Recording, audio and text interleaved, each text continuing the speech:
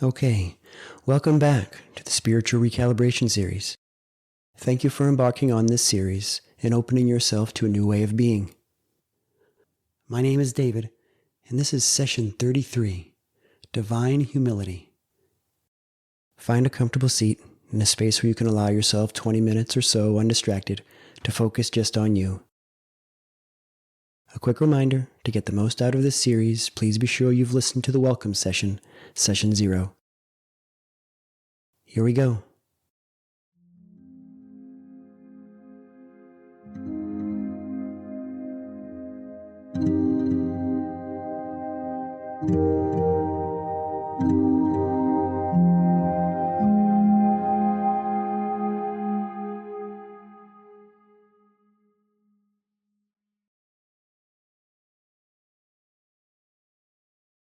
So, this little bit here about divine humility. I'm going to tell you a short story. It's kind of a long story, but I'm going to make it very short, or short enough. So I want to tell you guys, I'm going to out myself right now. I lost it the other day. Lost it. I was at the soccer fields, and my older daughter was playing. She plays varsity soccer, and she was playing against a really hard team, and they were down 2-0, and it was only kind of in the first half, so it had the makings of becoming a slaughter. And my daughter was playing center back, sweeper, the last defender before the goalie, and I know how she takes that sort of, like, if the other team scores goals, she's not used to other teams scoring goals. But this is a really good team. And I was watching, and it was 2-0. And then the referee called a penalty in the box. The penalty was on my daughter. What that means is the other team got a penalty shot. And in high school varsity soccer, you almost always make that shot, unless the girl who kicks it over the net. Really hard to stop as a goalie. So it was going to be 3-0, and at that point, the game was going to be out of hand. When he called the penalty, I lost it. I was yelling at him. To the point where the coach of the opposite team was like pointing at me to the ref, like he needs to go. Like, lost it. I know. Why do I tell you this? I tell you this specifically so I can tell you what my daughter said to me after the game. Now, mind you, I have taught meditation to the girls on this soccer team, to the families in this soccer community, right? My daughter also plays club soccer, and her coach's wife, we were kind of chatting after the game, and she said, yeah, I was on because I was on the opposite side from where the families were. And she said, yeah, I was saying David didn't do his breathing. Yeah, no, I didn't at all. So afterwards, I was feeling what I was feeling about that. And my daughter, interestingly, didn't hear. She, the kids are so in the game, they didn't hear the whole, she didn't hear that. She said, Dad, really? You did that? He said, well, what happened? She wanted me to tell the whole story. And I was like, yeah, that's what happened. And what she said to me was, she said 2 things. First, she said, you're a parent. You're supposed to lose it. So that was good. And then she said, Dad, you're human. You can't be all zen all the time. Thank you. You're human. And this is where this idea comes in that I want to chat with you for just another minute or 2 or 3 before we do our visualization. This idea of being human can start to think of ourselves. Well, I think we've spoken before about this idea of your true self and your false self. I think it was in that Richard Rohr, Father Rohr speaks about that. And so the false self is who we're identified with most often. It's who we see in the mirror most often. That it's the part of us that it's the roles that we ascribe to in life, how we see ourselves: father, son, sister, brother, worker, employer, employee, professional, not professional, college graduate. We have a past, we have an ancestry, we are of a certain age and a certain gender, all that stuff that we see kind of as our self. And that's the self. That's the self that worries, that overthinks things, spends time thinking about the past and concerns about the future. And this is what I heard Father Rohr say at I don't know if it was an interview or in that book, but when you get it wrong, when you fail, yeah, I did that. When you get it right, when things go perfectly.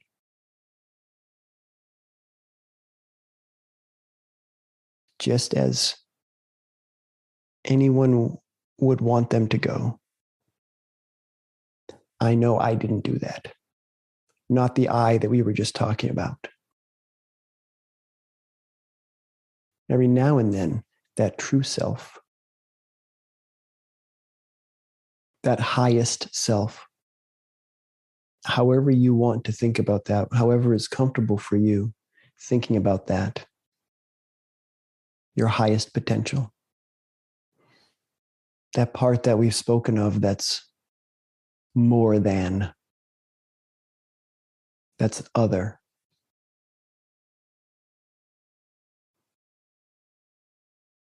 That part that's always there, that most often we forget about.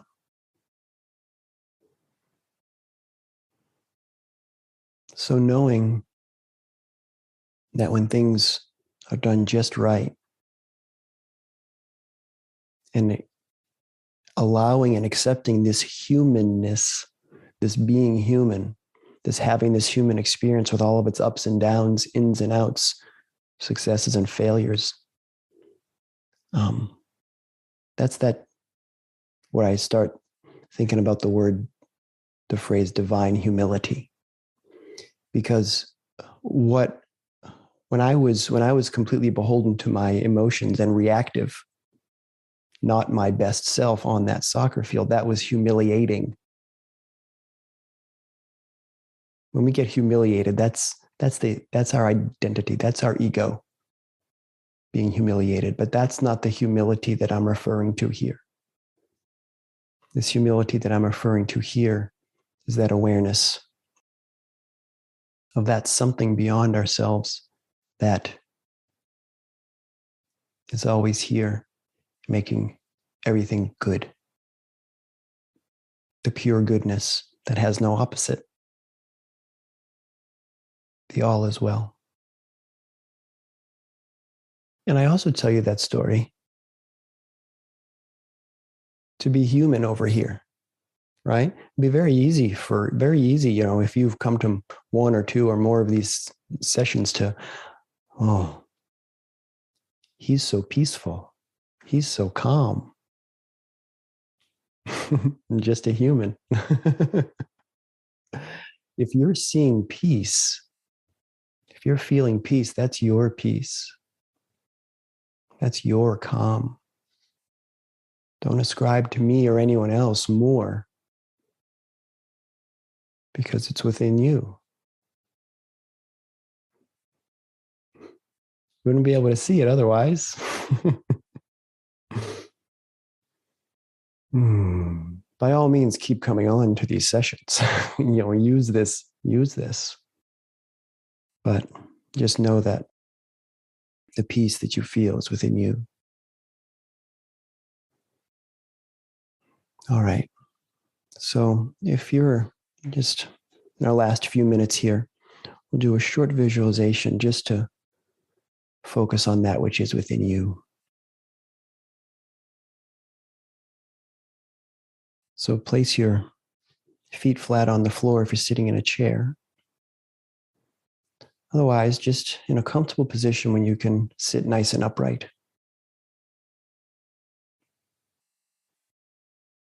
Relaxed, upright, shoulder blades gently drawn together, shoulders relaxed. See if there's any tension there in your shoulders. And if you notice any tension in your shoulders or upper back, see if you can take a breath into that area. See if a little bit of that will release, or all of it. Close the eyelids gently. Let your eyes be soft behind your closed eyelids.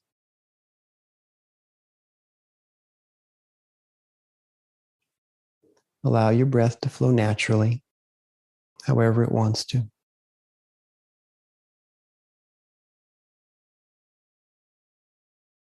Allow your tongue to fall away from the roof of your mouth. Relax your jaw.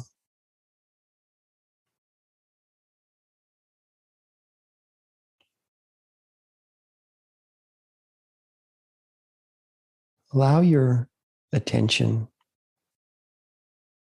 to be drawn to the center of your chest, your heart.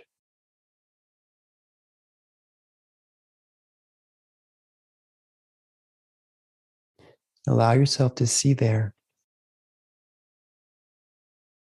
green. Choose your favorite color green. Emerald. A bright, shining emerald. The color of the forest.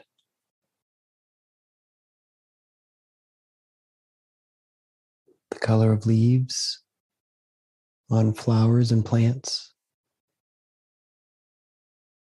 The most beautiful green you can imagine. Allow that green to be right there in your heart.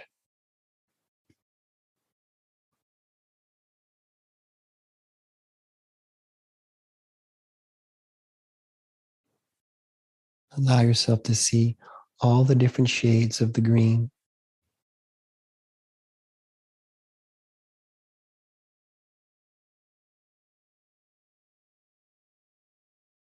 And now allow that green to expand upward toward your face and the top of your head, and outward toward your shoulders and arms in both directions. Allow that green light to begin in your heart and expand throughout your whole body.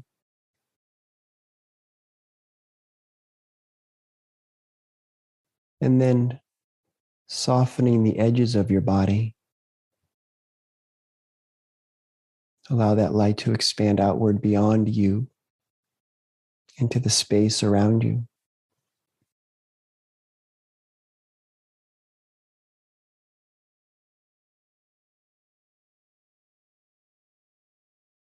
This green, that is the love in your heart,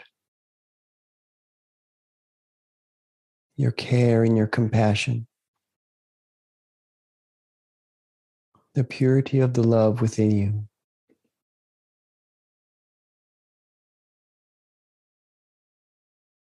Allow yourself to see it and feel it and know it.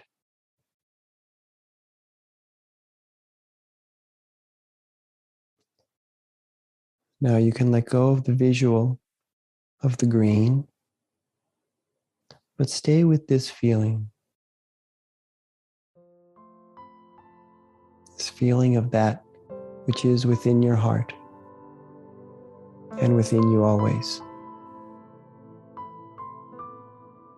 for just a few moments.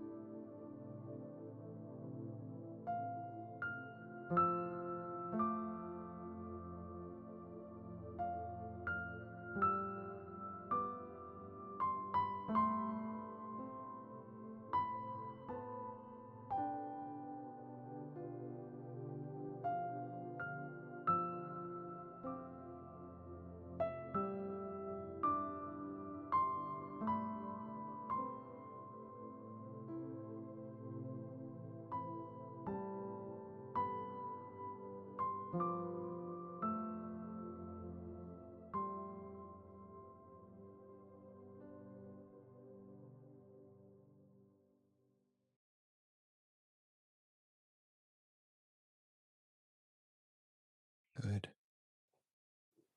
Take an intentional inhale through your nose and then exhale through your mouth. Prepare to come back to the space where you are. And you're welcome to stay like this for as long as you like. Or when you're ready, you can flutter open your eyes.